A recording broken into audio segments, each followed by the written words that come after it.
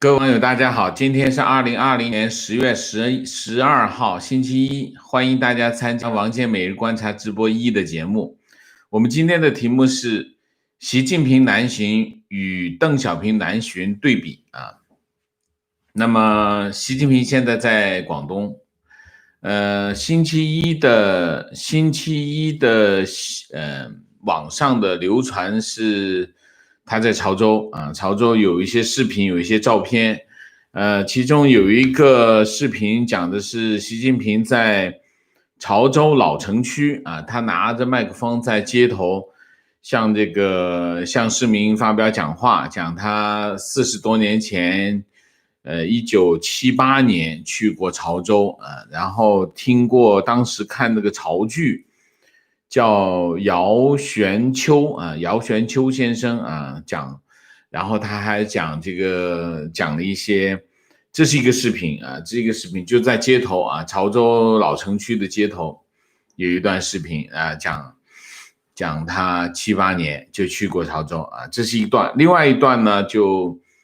应该在另外一个场景啊，那然后他也是拿着话筒啊，他是应该讲完就离开啊，讲完就离开，最后讲什么吃牛肉火锅啊之类的，反正他这两段讲话没有什么内容啊，基本上没什么内容啊，大家趁势而起，天天都是抓住机遇趁势而起啊，都不知道这个势是什么势啊。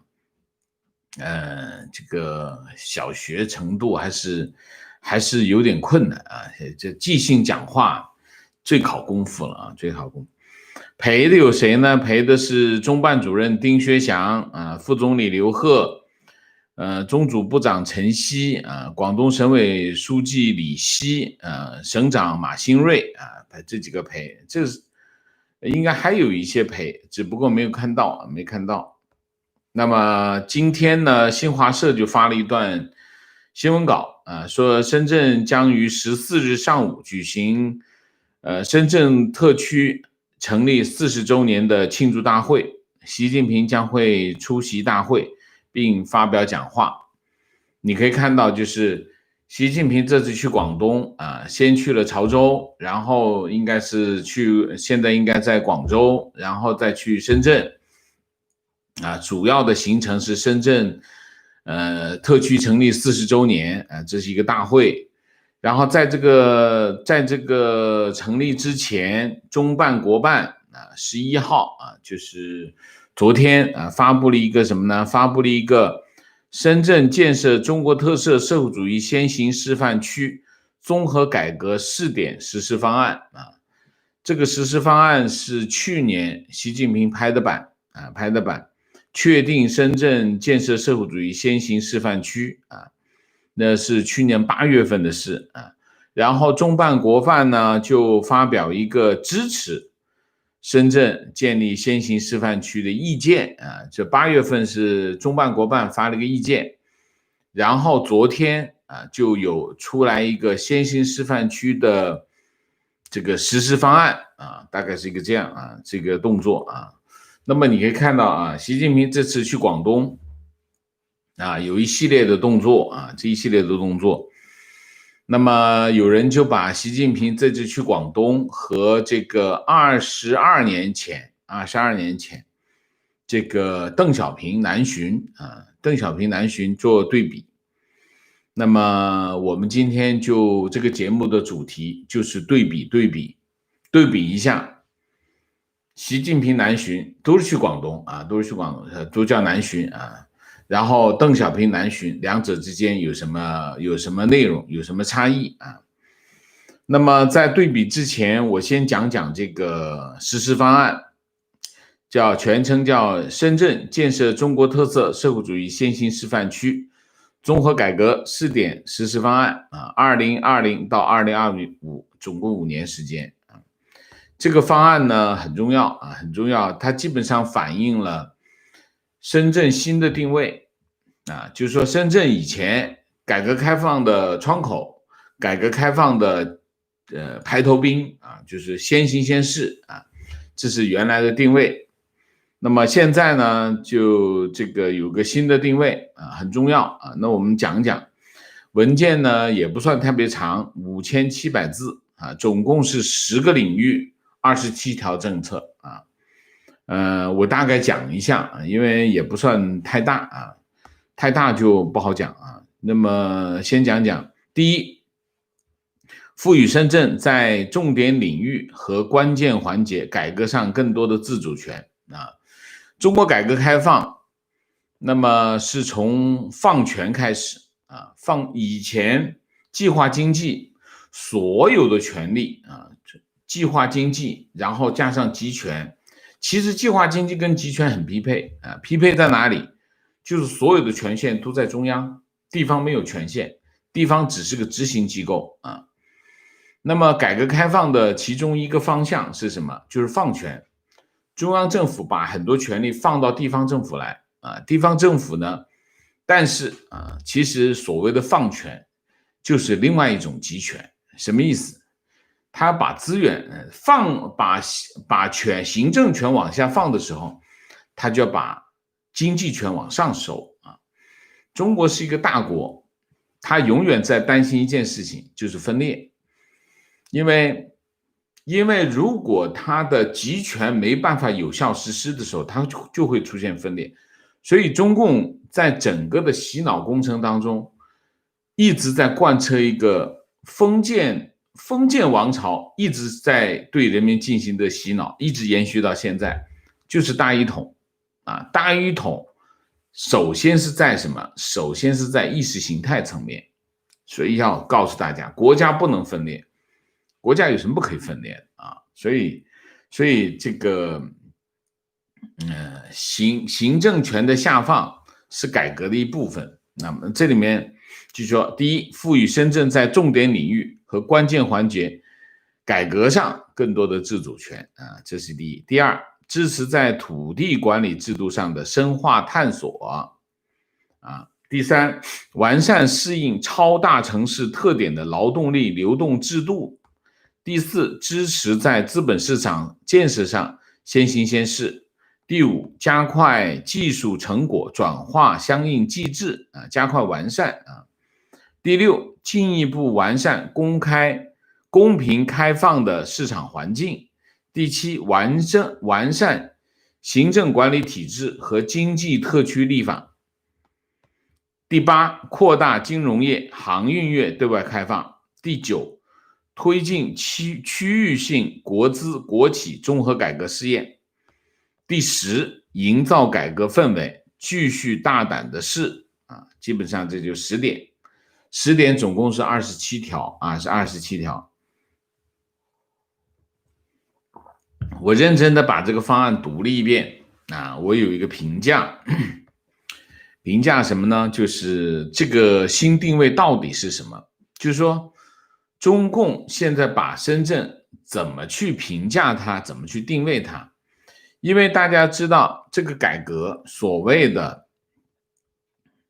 这个全称，大家一定要听一下啊，叫深圳建设社会主义特色先行示范区综合改革试点实施方案。其实深圳的新定位就在这标题里面，就是社会主义的示范区。它并不是改革示范区，它是社会主义示范，这是深圳的新定位。其实这个文件的题目已经讲得很清楚了。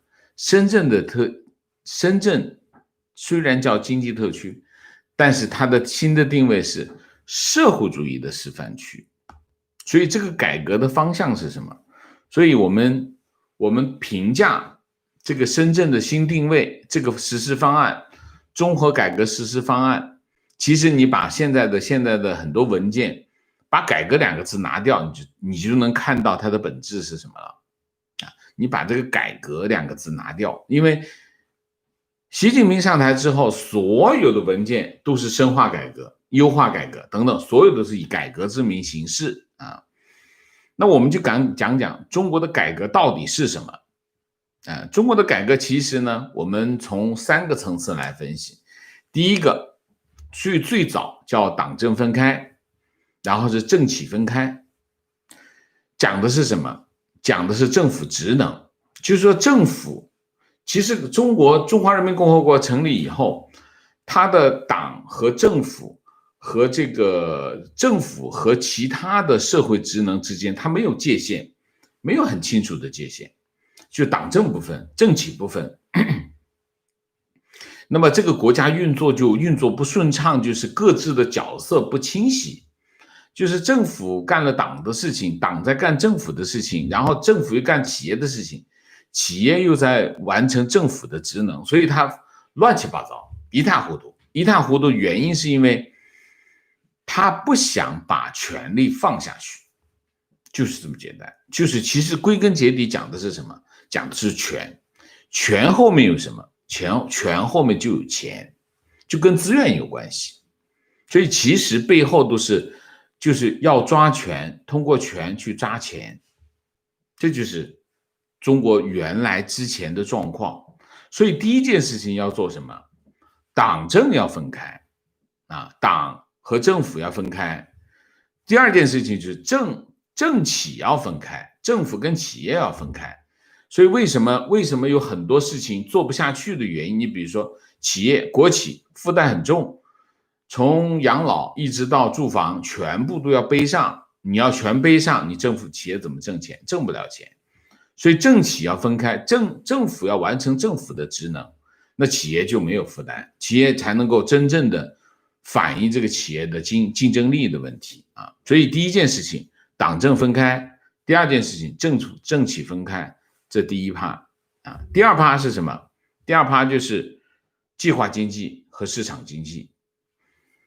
原来改革开放之前只有一个经济体制啊，经济制度就是计划经济啊。计划经济证明走到70年代、80年代，证明计划经济崩溃了，不行，搞不定，大家会饿死，中共自己都会饿死，这是改革开放的唯一的理由和原因。就是计划经济走到头了，没饭吃了，中共自己都要饿死了，那叫改什么？市场经济，就是计划经济，社会主义的计划经济不行，那怎么办？就要改成什么？资本主义的市场经济。所以社会主义的市场经济那是不存在的，只有资本主义的市场经济，这是常识。但是中共是个实用主义的政党，他为了改革。他怎么办？他就讲我在做的是市场经济，但是是社会主义的。为什么要强调社会主义？因为只有社会主义才有中共的独裁呀。共产党的独裁是建立在社会主义的基础之上，他已经有一套理论证明我要实行社会主义，我就必须独裁。他这套理论是现成的，他也不想改，他改不出别的模式来。那么他又不能放弃他的独裁政权，那怎么办？那我就实行社会主义的市场经济。意思是什么？我继续独裁，但是呢，我又搞资本主义的市场经济，所以我就叫它社会主义市场经济。这就是经济制度的改变。经济制度的一改变，参加经济活动的主体要改变。什么叫改变？什么意思？计划经济体制之下，市场的主体参与这个经济活动只有一个主体，就是国企，没有其他的性质的企业。可是你变成了市场经济了，你要搞资本主义了，那怎么办？你必须有私营经济、私营企业，有外资企业，那你就经济形态就发生变化了。这就叫微观经济就变化了。那就是中国改革的真谛是什么？讲的就这3个层面，就是国营企业要变成私营企业跟外资企业，那么计划经济要变成市场经济，然后你党政要分开，政企要分开，这就是中国的改革。中国有今天，就是因为有这3方面的改革。如果没有这3方面的改革，而且这3方面的改革是必须配套进行，就是说你做第一就必须做第二，你做第二必须做第三，而且你3样都得做齐，你的经济才能运行，中国经济才有今天。我们外部的条件不说，世贸都不说，就说如果没这3样，而且3样缺一不可，任何其中一样缺失，中国改革都不会有今天，就这么简单。中国的真谛就只有中国的真谛。那么中国改革的核心是什么？核心其实第一个，私营企业、外资企业为市场主体，这第一个核心，这是核心最关键的关键。第二个，政府的市场体系的建设，我们讲中国改革开放1994年是核心的关键的一年，为什么？建立了分税制，建立了银行体系，建立了货币体系，建立了汇率体系，这都是什么？市场机制。这个市场机制建立了之后，整个经济才能够正常的运行，就是我们刚才讲的那3点才能发挥作用。如果没有这些体制体系啊，那个运行也运行不了啊。这是第2条。第3条，整个经济必须在市场化的条件下运行。政府要不要干预和介入？政府干预的越多，市场就死得越快。这就是中国改革的这20-30年下来，中国改革的核心和经验就这3条。那好，我们把这3条捋清楚之后，我们再翻过头来去看深圳的改革，所谓的社会主义示范区的实施方案，它是什么？它是什么意思？你一看就看得懂了，这就能看明白了。第一个方向，这个方向讲的是什么？深圳所谓的改革就是为了社会主义服务的啊，改革不是目的，改革其实变成了手段，改革不是为了目的，不是一个目标，是手段，是为了重新证明什么？证明社会主义制度的。所以深圳的定位就变成了什么？以前深圳的定位是中国改革的窗口，改革开放的窗口，改革开放的排头兵，试验田，讲的是什么？讲的都是为了改革服务的。深圳的定位就是为了改革。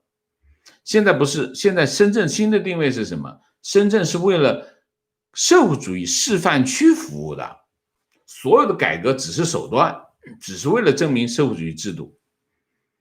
所以它整个的方案是来做什么呢？是体现了什么呢？体现了之前作为改革开放的手段更加精细化，更加系统化，更加条理化。整个方案实施方案其实是为了反映这个，然后它作为一个样板给其他城市做个示范。这就是深圳新定位。结论是什么？结论就是这个所谓的实施方案并不是一个改革方案，这是一个反改革的方案。我们刚才讲中国的改革开放到底是什么，你可以看一下深圳现在的这个方案就是为了反对之前的改革而实施的。所以它实际上是什么呢？它的本质就是用改革的手段来达到反改革的目的。所以我给习近平的定位是什么？习近平的定位就是过去30年当中，他是唯一一个打着改革的旗号反对改革的中共领导人。我相信中办有人是看了我们的节目的，所以这次习近平跑到深圳，跑到广东去南巡，他是有政治目的的啊，他是有政治目的的。那么这次深圳的重新的定位啊，新的政治定位，我讲他给他定的是政治定位。第一个，改革的大旗要继续打，就是说我们要继续改革，这个口号继续喊着，但本质是干什么？本质是我们要实行社会主义，我们还是要搞社会主义的，但是我们的改革都是为了解决社会主义的问题。我们之前社会主义不够强大，我们用市场经济的手段来帮助我们完成社会主义的目标，是所谓的改革只是权宜之计。所以通过深圳来证明我们本质的社会主义是可行的，而且现行的国策是正确的。当然，从根本上来证明习近平过去的政策是正确的。所以深圳的政治任务就是要完成一个这样的政治任务，就是必须把经济搞好，必须把国有经济搞好，必须把深圳的社会主义建设好。证明什么？证明社会主义在中国是可行的。这就是深圳的最新的任务。这样行不行？这个任务能不能完成？这个任务完不成，一定会完蛋。为什么？在深圳发生的事情，在哪里已经发生？已经在香港发生就是说，一国两制能够维持香港的现状，当时的现状一国两制能够维持。英国人把这个香港移交给中共中共啥都不变，他能维持他的繁荣。有一天，中共一翻脸，把脸撕掉，不要一国两制了，你看看香港会怎么样？香港就从此陨落。同样的事情会发生在哪里？会发生在深圳。深圳就是下一个香港，就是当你把改革变成一个手段而不是目标的时候，深圳就失去了原来的定位，深圳就不是原来的深圳。它深圳跟其他的内地城市没有区别，虽然它的经济规模已经很大，它的经济的很多行业已经很发达，但是只要你在深圳实行社会主义，在深圳发展国有经济，发展国有企业，深圳一样完蛋给你看。你不信咱们走着瞧我们可以走着瞧。所以我们从这个角度来看，习近平南巡的意图是什么？我们来分析分析习近平这次跑到广东去南巡的意图，第一个，夺回改革的话语权习近平这些年的这个反改革的行为其实是被质疑的首先当然被我质疑然后党内也有质疑，党内开始有人质疑，党内质疑当然我们前两天我们做的节目里面讲，深圳原市委书记厉有为写了一篇文章，在这个香港文汇报发表，你看没有在国内发表，我估计也发表不出来，在香港文汇报发表，题目叫路在何方。你一个深圳市委的前市委书记，就是邓小平南巡的时候的市长他那个时候还不是市委书记，但是市长，厉有为是当市长他的市长问路在何方，路其实早就有了呀，改革开放之路就是中国的路他问我们现在路在何方，问了13遍路在何方。你想一个市委书记，中国的改革开放最前沿的市委书记，深圳的市委书记写篇文章，就是上个星期发表，习近平来之前发表路在何方，这不早就定了吗？改革开放就是我们的路但是你在问这个话什么意思？那肯定是质疑嘛，质疑你到底想去哪，你到底想干嘛？我们原来有改革开放的路你不走，你路在哪里？所以呢，这是第一条，就是说习近平这些年的政策已经在党内被质疑，这是第一个。第二个，邓小平的政治遗产我还说一下，邓小平的政治遗产，内政就是改革开放，外交就是韬光养晦，然后习近平上台2012年上台，有系统的把邓小平的政治遗产给抛弃，也就是改变了他的政治路线。内政叫什么？内政是强化集权，然后国进民退这是内政。对外就是全面出击一带一路这就是内政外交全改。那么内政外交其实在2019年，就是去年出现了转折内政是国进民退，初见成效。什么叫初见成效？经济形势开始恶化全面恶化，经济领域的各个矛盾越来越严重啊，这是第一个。第二个，外部中美贸易战开打，中美关系开始历史性的转变。那么到了今年啊，就是全面恶化，内政外交全面恶化，关键点是疫情。所以第二，习近平其实在政治上是遇到了挑战。那么大家想一下，如果你要质疑现在的处境背后的原因，那你就在质疑习近平的大政方针啊。那么大政方针出了问题，那习近平就要承担责任。习近平要承担责任，那他的政治地位就会被动摇。所以实际上他遇到挑战，他遇到质疑，其实这是政治性的，会影响他的政治地位啊。这是第二条。第三条，那他跑到广东去干什么？他到广东的第一就是沾这个改革开放的仙气嘛，对不对？广东改革开放中国第一把交椅，没人可以跟他争夺啊。广东是改革开放的前沿，深圳是改革开放的地标啊。拿深圳来说事儿，是因为深圳有改革的光环啊。那么学邓小平南巡啊，走一走，说说话，那也能够把这个旗子抢下来啊。这叫拔旗啊，把改革开放的这个旗帜拿在手里啊，然后呢，就把深圳作为改革的样板，其实是去证明社会主义的可行性啊，证明它的大政方针的正确性。其实这就是习近平南巡的这次的政治目的啊，这是我认为他的唯一的政治目的，而且搞这么大动静，就是要做这件事情啊。那么我们对比一下邓小平南巡啊，邓小平南巡当时的情况是什么？当时的情况是6·4之后啊，然后就是江泽民接替做总书记，当时还是有新资新社的争论啊。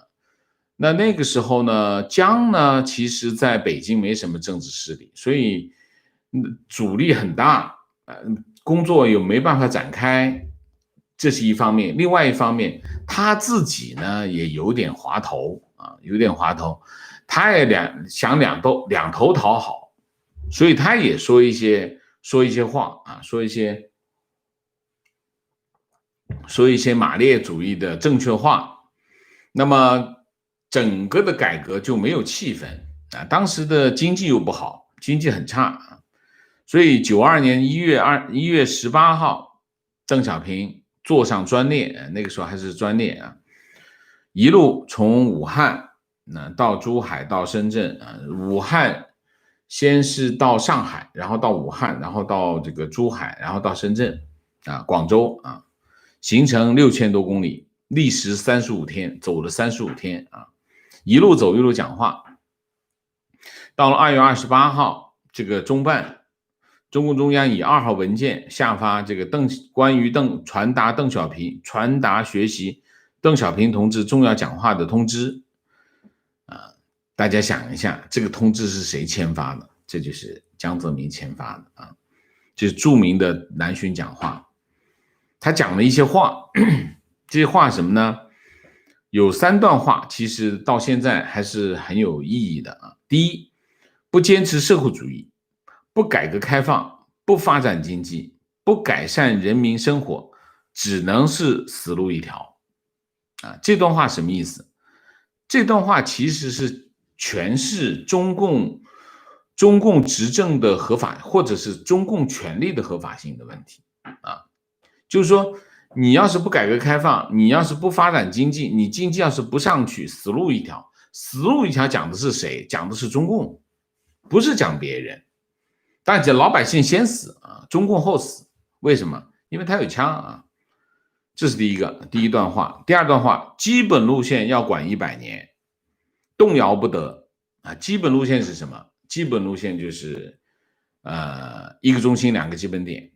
一个中心就是经济建设为中心，2个基本点就是坚持4项基本原则，还有一个坚持改革开放就一个中心两个基本点，这就是党的基本路线。党的基本路线动摇不得，只有坚持这条路线，人民才会相信你，拥护你。这是第二条。第三条，谁要改变三中全会以来的路线、方针、政策，老百姓不答应，谁就会被打倒。这讲给谁听呢？这讲给现在的习近平听的啊。这是什么？这就是邓小平的政治遗产，就是改革开放不能动，必须往前走。但现在你可以看习近平的改革，习近平的南巡他其实不是改革，他是反改革。他的南巡跟邓小平的南巡处境有点像处境有点像，就是说邓小平当时也是改革停滞不前，然后这个外交方面也是没办法突破环境比较恶劣。习近平的情况也是内政外交有状况，但是方向完全不同。习近平是要全面推动反改革大体上是这样。我们今天的主题就是分析习近平南巡和邓小平南巡邓小平其实他的这个三条讲话也就是他的政治遗产，也就是邓小平的路线。邓小平的路线其实在江泽民手里是发扬光大，然后胡呢他趋于保守，胡其实是江和习之间这个过渡，这个习就全面反改革了全面反改革，就把改革的东西就是把你改过的东西全改回去。为什么？只有两个条件。第一个条件，真有钱了，共产党有钱了，他觉得你看我已经还是行了吧，所以他还是要搞国有经济、国有企业，这是一头这另外一头就是他有些东西建立起来了，他就把它说成是社会主义，其实不是社会主义，那资本主义跟社会主义没一毛钱的关系。那你说社会主义，但是你把国有经济搞起来，这一头就不灵了。就是说其实这早就改革开放初期的经济界、学界都已经分析过的事情，他现在又回去了。其实这些讨论在改革开放的初期，在90年代都早就已经论证过了。就是如果你在现有的条件之下再去推国有经济，再去推国营企业，经济是不行的，起不来的。你现在说我现在经济已经起来了，没关系，我再搞回去行不行？一样死路一条，会死的。这就是中国现在经济的最大的问题。最大的问题是什么？经济失去活力。经济失去活力的原因是什么？因为它是国企，国企是没有活力的。为什么？因为它不是企业，它是政府的延伸。当它是个政府的延伸，那个国企的管理者他就是官员，他官员挣什么钱？我把规模做大一点就行，我把规模做大了，我就有政治地位，我有政治地位，我就能做更大的官。我的目标不是把企业经营好，我的目标是做更大的官，我来管你。我就讲过无数次的例子，就是原来现在民航总局的局长是原来国航的老总，我原来是航空公司，我把企业做得很好，目的是什么？我去做民航总局的局长，管你们，就是这个。所以他没有经营的动力，没有活力，结果经济会怎么样？经济就会完蛋嘛。这个非常简单的道理。现在又要开始讲。好吧，那我们今天的主题就讲到这里，我们下面就进入互动。进入互动之前例行公事，请大家点赞，请新来的网友订阅，请大家加入我们的会员，支持我们做更好的节目。我们说一下我这里两件事情。第一件事情，我昨天呢本来昨天是休息那么但是我昨天出去玩的时候，我就顺便做了一个直播当时因为没有网络，我就录播回来上传就是说在做一些这叫外景出了一个外景大家还挺喜欢。那我也会陆陆续续的尝试用一些不同的方式做直播啊，我也会选择一些不同的场景进行直播，就不会老是这个背景啊，这是一个，就是我会尝试不同的形式。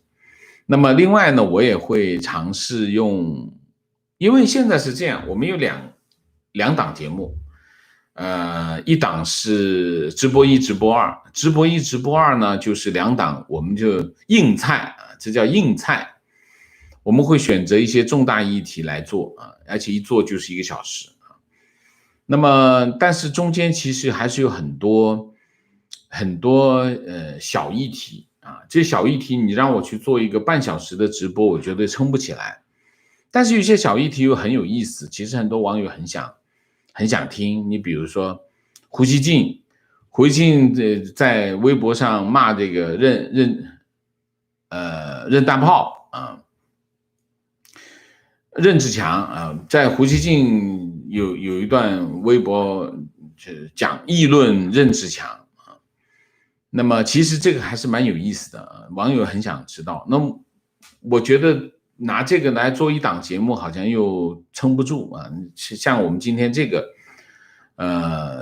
习近平南巡广东，我觉得这个还可以啊，所以我可能会以后就会做一些稍微短一点的视频来讲一些这种，就是说不是我们直播的节目，我会中间穿插一些这样的，但是不会很多啊，不会，因为我们已经有两档直播节目啊，但是我会穿插一些。那么这种穿插性的，就是我们像议题性的这种直播呢，就不会很长时间，大概是10分钟左右啊。那么简短的大家沟通一下，我们就这样子走。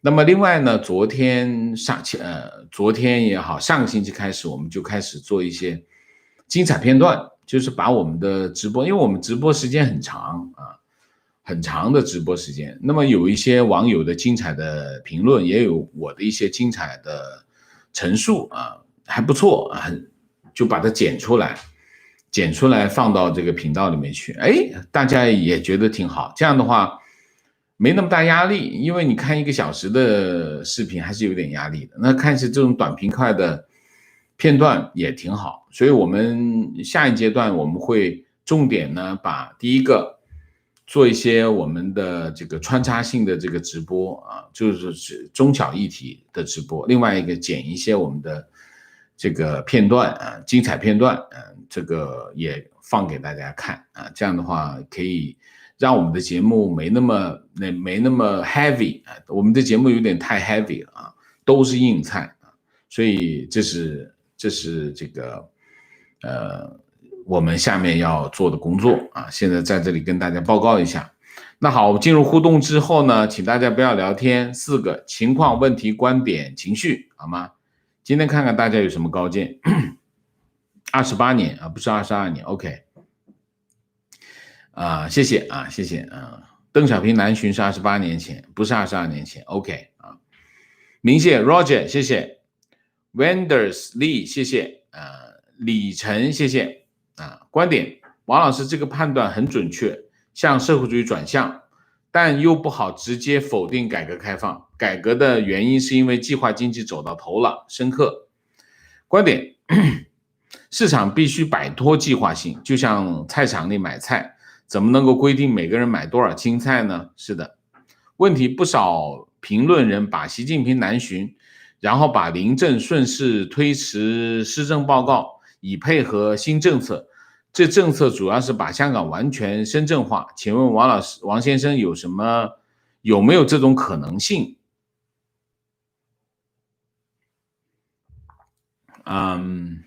中共在把香港变成一个普通的中国城市，这个进程，这个方向是没有改变啊，他就是想把香港变成一个中国普通的城市啊。那么它变成一个普通的城市，是不是深圳化不一定啊？深圳毕竟还是落后于香港，它为什么把一个先进的东西变成一个落后的东西？这不可能，这不可取啊。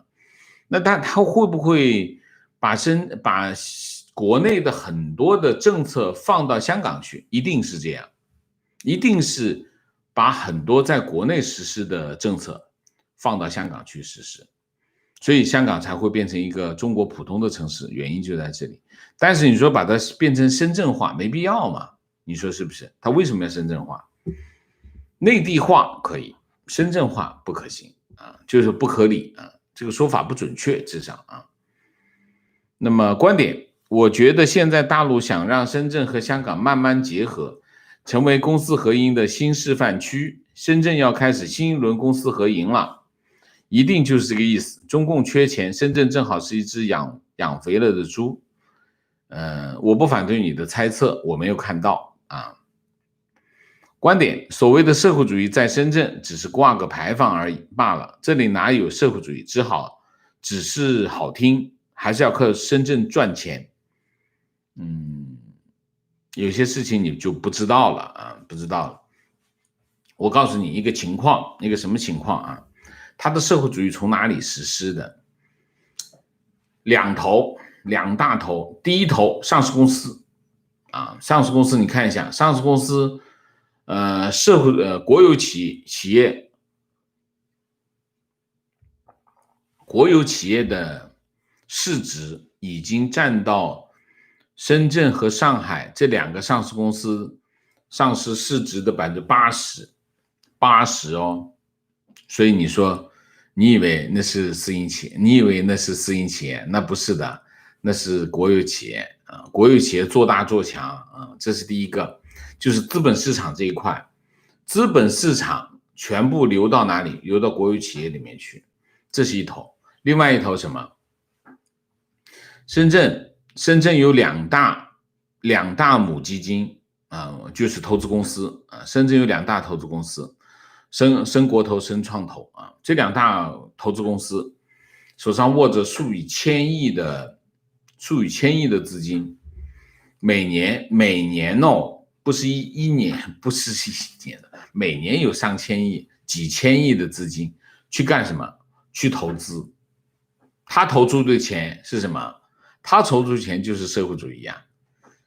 然后市政府层面有一个，然后区政府层面还有一个，每个区政府每年都有不说上千亿，至少几百亿是肯定没有跑不掉的。深圳区政府也有近千亿啊，就是说像福田呀、像南山肯定是过千亿的了，那些小的罗湖可能会少一点啊，大概是这样。所以你不要以为你看的那家那个公司的老板怎么，其实背后就是国企啊。所以深圳不是没有社会主义，深圳的社会主义是他们要拿来做示范的社会主义，就是你看不出来的社会主义啊。但是最终会怎么样？最终会完蛋，你知道为什么？我举个例子哈，我们刚才讲的那个深圳两家投资公司，各个区政府都有自己的母基金，母基金是干什么？母基金是把钱扔出去，就是放大，就是通过母基金去放大这个投资啊。那么这些钱都到了谁手里？都到了领导的关系户口袋里。你真正的有多少投资？没有多少投资，10%有吗？我觉得没有。所以这钱都变成领导的钱袋子了啊，就是这样子啊，这就是叫什么腐败啊。观点，当年选深圳是为了借香港光芒，如今把香港打懵了，皮之不存，毛将焉附。深圳已经不依赖香港了啊，这已经有一段时间了。深圳自己已经发展出一套他自己的模式，他对香港对他有帮助啊，这个是没有疑问的啊。但是深圳的成长已经不依赖香港，因为深圳本身它具有对内地已经有辐射性，所以深圳是靠香港发展起来，这个没有错，没有香港就没有深圳。但是深圳发展到今天，它对香港的依赖程度已经非常小啊。那么所以把香港打懵，深圳不一定就懵啊，因为是形势不同啊。观点，深圳的发展，香港当然有功劳，但得根本还是开放了市场，开放了人员流动。当然，改革开放，第一首先要改革开放啊，然后你要靠的一个有钱的主，这个有钱的主的经济结构跟你还有关联，你还得配合好，你才会出现深圳。我以前当记者的时候，我做过一个题目，就是当年哪一年啊？95年，不知道96年，95年、96年前后吧啊。改革开放其实是两个省，一个省是福建，一个省是广东啊。95年、96年，广东已经跑到前面去了，但是福建还很落后。就那个时候，我就是那次采访见过习近平啊，见过福建还是很落后，差很多，差不是一星半点。我觉得那个时候印象中差2-3倍 GDP 啊。那我的任务就是那个时候我们是开一个中国经济版，所以我们那个时候一口气做了5个跨版的专题，很大的专题啊。分析什么？我当时我的任务是跑福建，我们有同事跑这个广东。我当时去福建的专题就是主题，那个主稿讲的是什么？同样的改革开放，为什么广东跑到前面去了，福建没有跑？福建还是这么落后？结论是什么？政治上的保守。当时有句话叫，当时的省长是贾庆林啊，贾庆林后来当了民航局长，后来就是政治局常委啊，贾庆林。贾庆林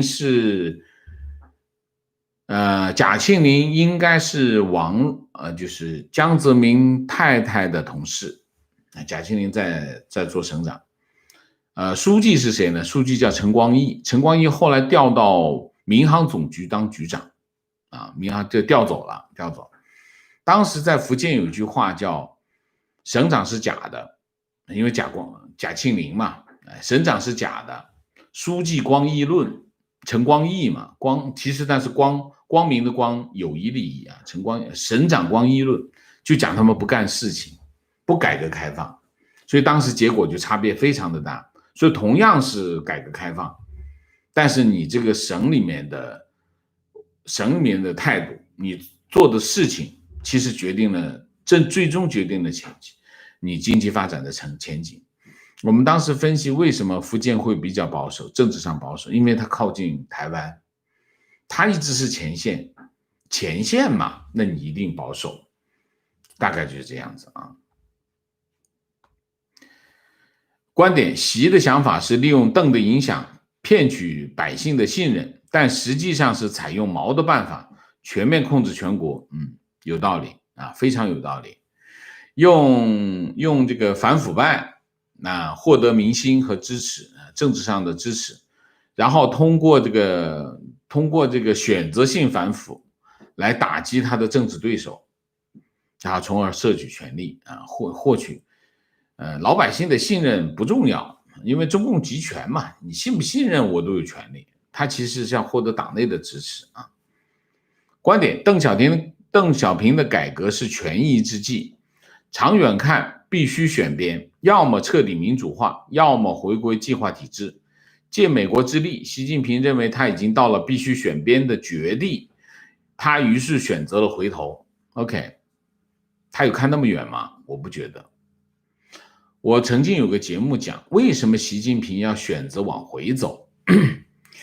其实他往回走其实是一个过程，他不是一天一上来他已经有一个整体的方略，不是的，不是这样，他没那么长远的规划，他没看那么远，他是一步步走过来的。他第一步做什么？他第一步做的事情就是让政府的权力更大。为什么？政府的权力在谁手里？官员手里。他让政府的权力更大，其实就是给官员更大的权力。他通过这一头是反腐，反腐干什么？打击政治对手。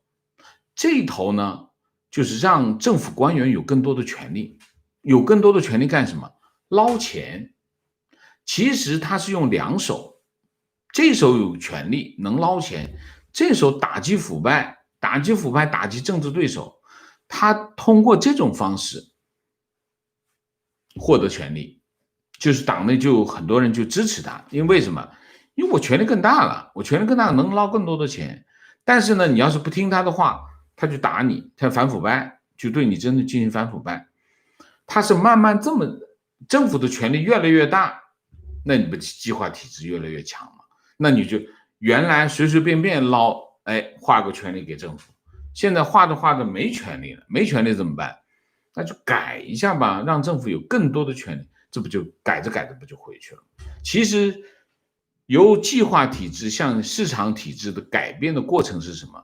就是削减政府的权利，政府不能管了，这个不能管，那个不能管，慢慢的把政府的权利就变成小政府。所谓的小政府就是市场经济，市场经济必须小政府。你要是大政府，那就是计划经济，这是慢慢这么转过去的。他没有一上来就想好了我要怎么的，没有的。小学生他怎么可能想那么多啊？想不到的啊。他就把这个改过去，是这么改的。他全部都是权宜之计，权宜之计一步一步走到了改革的反面，最后变成了反改革。发现我这手上这么多权利，我经济还挺好，那为什么搞市场经济？我搞计划经济不挺好？他觉得这可行，这一拍脑袋就回去了。他有没有听大家的意见？没有，没有听大家意见。他就是我不说他陕北老农民啊，他就是一老农民，就大概就是这样。观点改革进行了几十年，无论江湖还是习，最后设计的天花板就是政治体制。中共哪舍得把自己给革了？非常正确。观点选择性反改革、反腐败就是中共一贯的手段，从邓小平那时就是这样，非常正确。中共从来没有诚心诚意反腐败，为什么？他夺取政权就是为了腐败嘛，你怎么反得了呢？反不了的嘛。他夺取政权不就是叫什么？这个打进西安城，一人一个女学生，这就是他们自己喊出来的口号嘛，对不对？这个改革，他夺取政权就是为了腐败，没别的目的啊，他就是那么点出息。你以为中共有多大出息？观点：社会主义就是公有制，放到 CCP 这里就是党管一切，市场经济是市场主导，这就是告诉我们，中国出现了一个坚守贞洁的妓女。非常正确啊！观点：作为过来人，其实国内的一切教育都没有系统说清楚党与政府的关系，就像我们年轻人一路长大，搞不清楚市长与市委书记是个什么东西，就知道一个市总有2个人，而市委书记好像还比较大一点，总出现在地方电视台。可我们的教育就是不说清楚这是什么关系。看宪法，宪法已经说得很清楚了，党领导一切啊。观点：邓小平南巡讲话的背景，前有6·4血腥镇压，后有国际制裁。6·4之后，极左再次抬头，文革思想回潮。邓明确表态，谁不改革谁下台，警告江、李鹏等左翼别乱来。外交方面，钱其琛忙着和美国、日本等政府周旋，争取有利的外交环境。现在习南巡就没有邓的魄力和认知水平，也没有钱其琛这样的老滑头，靠一群战狼到处乱嚎。他所谓的解决问题，就是制造一个更大的问题，然后所有的问题来个总爆发，非常正确。他不是邓的魄力和认知水平，他根本就是反着的嘛，他是反改革的，他一直在反改革啊。提问：习的年龄很大了，也只有一个女儿，也不可能长期在高位上，也不能让自己女儿继承，那又如何？那又何必做那么专制的事情呢？这个你得跟他谈谈，对吗？这个话你得跟他好好说说。你也没儿子，这个江山也传不下去，对吗？就一女婿，你算了吧，差不多就得了。你得跟他谈谈，你说呢？情况加情绪，百度搜索立有为路在何方，找不到这篇文章的全文，反而有一篇很醒目的文章，立有为同志请读书走马路。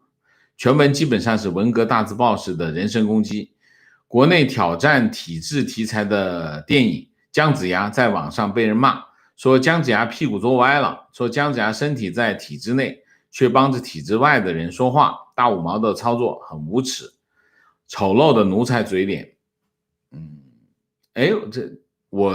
对，我是在谷歌上搜到的，百度可能搜不到了啊。那我这一做这个节目，肯定得删掉啊！李有为这篇文章在国内活不下去啊。观点不与美国为首的西方世界发生正面冲突，是邓小平确定的基本国策。韬光养晦呢，就是说从文字上来说，就是我不告诉你我的意图，那就是我还是要反你，我要跟你作对，但是不告诉你。但是如果你这个基本路线管100年，邓小平说我们的基本路线要管100年，100年之后会怎么样？你还管得了吗？我觉得他也管不了嘛。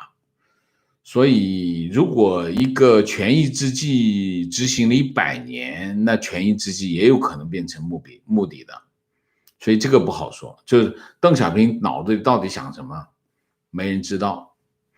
但是中共作为一个共产党啊，反对西方，反对美国，这个我觉得不会改变啊，应该是不会改变啊。观点：中共内部清醒的很多，只是中国通过多年来持续提高公务员待遇，将体制内的人绑成一根绳子上的蚂蚱，谁都知道制度肮脏，但谁敢去砸自己的吃饭饭碗和未来退休后的医疗养老这的锅去反对这个体制呢？提问：王老师好，如果持续改革开放，不是更有利于 CCP 扩大利益吗？政权应该会更稳定，为什么自掘坟墓，持续左转？这个问题是个好问题啊。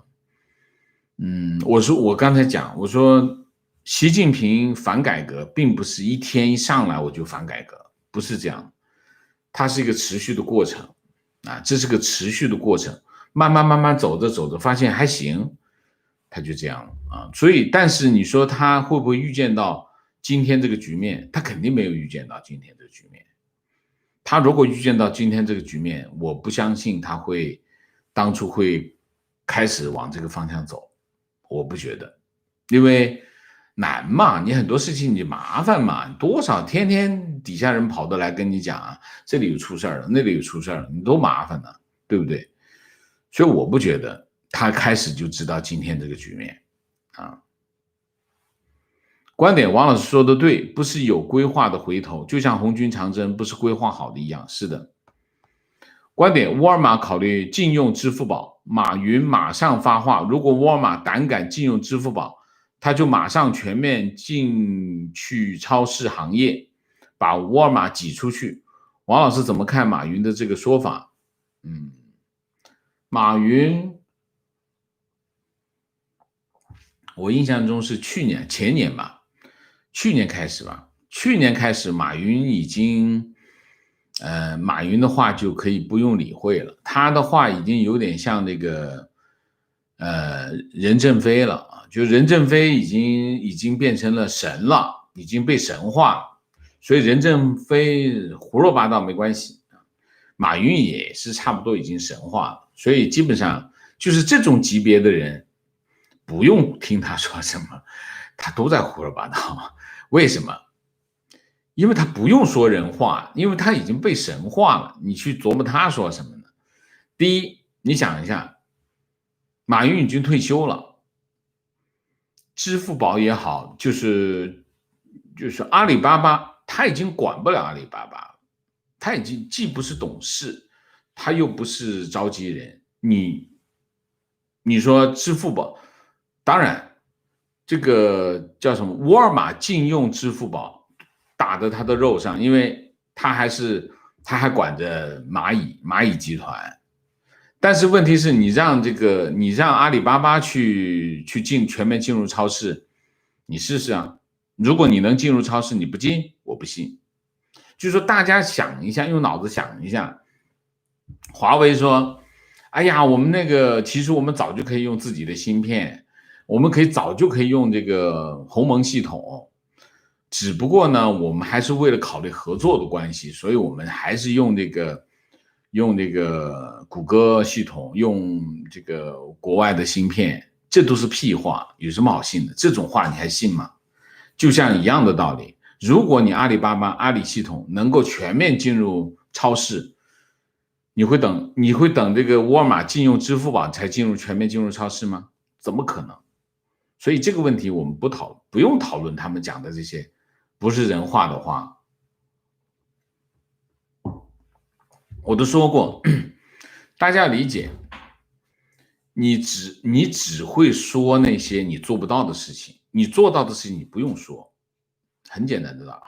还是那句话，我们说两岸，中共能够武统台湾，他天天喊什么喊？他直接派兵过去不就完了吗？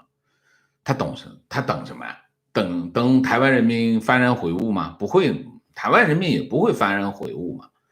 所以这些事情我们都不必理会。说啊，你要是不听我话，我就武统你。拜托，你要是能武统，早武统了，一样的道理。这个叫什么？华为说华为要是它的鸿蒙能行的话，它早用了，它等谷歌干什么？每年给几十亿美金啊，几十亿美金，你卖多少个手机能挣几十亿美金？所以这种话都不要听啊。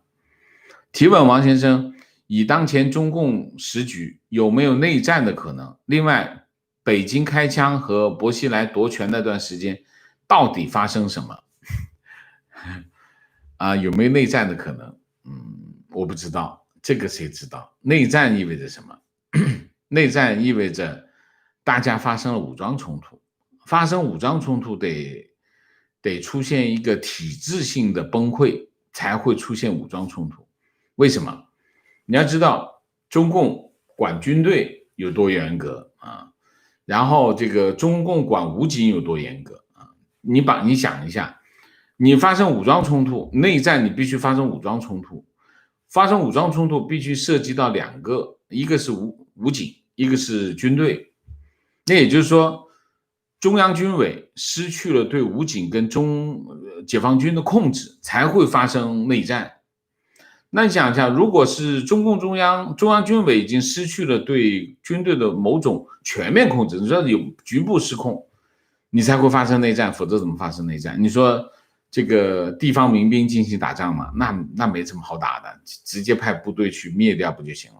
所以你要发生一个这个级别的问题，那得发生一个很大规模的内部的分裂才行。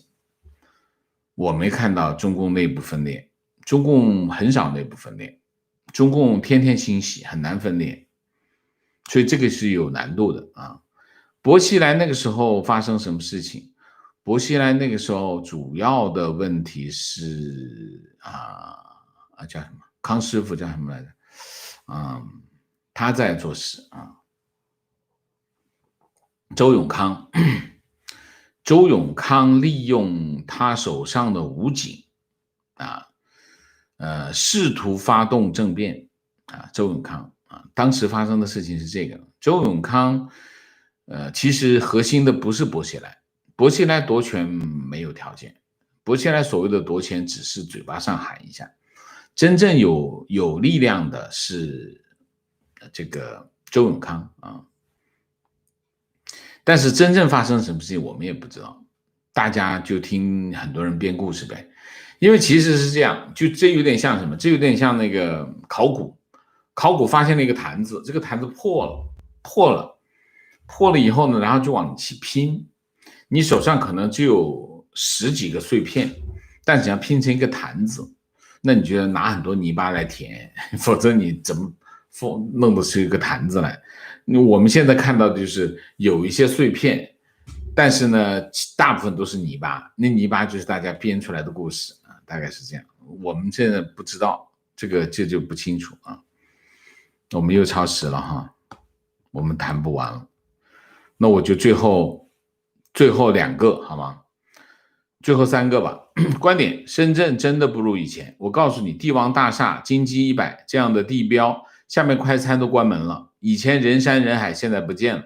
工作方面以前有些专业高端的，现在要求的是一个人会4个专业，样样会，样样不通。OK， 王先生，听你的节目大半年，感叹于您的知识丰富，观点犀利。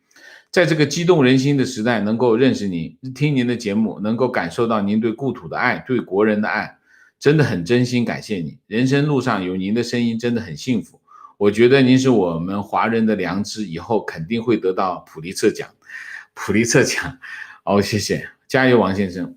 普利策奖我是得不到，普利策奖是鼓励那些一线的记者啊，我们在后面议论一下得不到，我不期望，但是我很感谢你的肯定啊，感谢你肯定。观点，佩服王先生对中国灰烬式的爱，您提到过灰烬也可以燃烧，很感动。我来美10余年，对中国问题的距离感越来越强。王老师的视频让我重新审视自己和自己出生的地方，给您点赞，感谢啊！其他的我们都会贴在评论区的下方，请大家去一步一关，因为时间太长，已经超时了，我就不再读了哈，抱歉。明谢苏喜 QQ 谢谢，三门高谢谢，周日王老师休息，我们觉得时间过得好漫长，谢谢。黄征培谢谢 SWA 达朗谢谢，玉鑫谢谢，于子谢谢。好，我们今天的节目就到这里，感谢大家的参与，我们下个节目再见。再见之前，请大家点赞，请新来的网友订阅，请大家加入我们的会员，支持我们做更好的节目，做更好的自己。重要的事情说3遍，我只说2遍，请大家加入我们的会员，谢谢。